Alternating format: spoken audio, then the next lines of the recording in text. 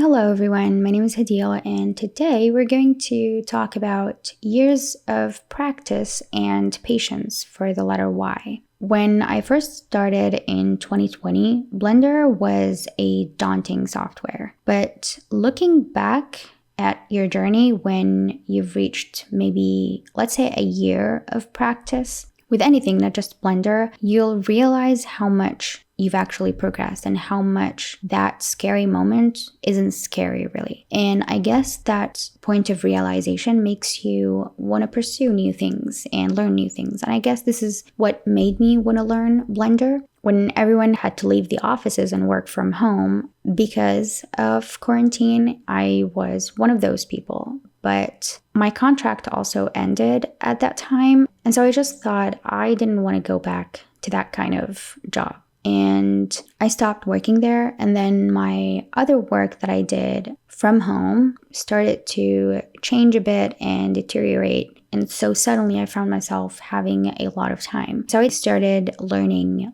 Blender. And I knew that at first it was going to be hard to learn the software and it's going to be frustrating at times. But I also knew that with practice and just playing around every single day, not caring too much about the progress I'm going to make in the future or the results of what I was creating. I was just experimenting all the time. And I knew that with practice, I will start getting somewhere. With perseverance and not thinking about the future that much is how you make progress. So my second advice is just think about one thing. What is it that you want to make and why? And work from there, which is basically another way of saying finding your niche. Even when it comes to Blender, there are niches that you can focus on. I like more abstract art. I like to create art for my books. And I like to create things that are a little bit more simple. This is also a good way for you to practice the things that you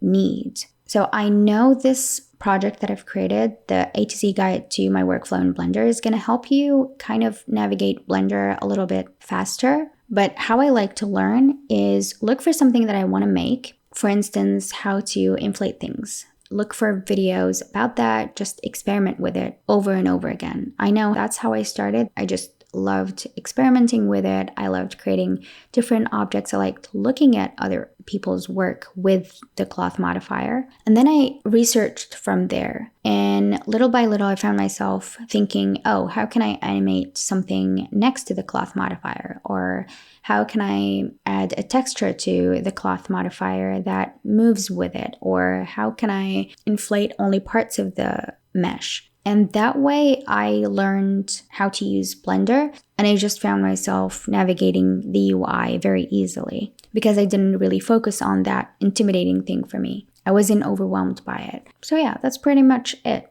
Just do what you want to do because you like it and find your niche when it comes to the things that you want to learn and look up things little by little and you'll be able to learn Blender in no time. I hope you enjoyed this time lapse and that my mini piece of advice helped you in some way figure out what you want to do with Blender. And if you have another word that I could have used for the letter Y to show you something in my workflow, I'd be happy to do that video. So leave it in the comments. Okay, I'll talk to you soon. Bye.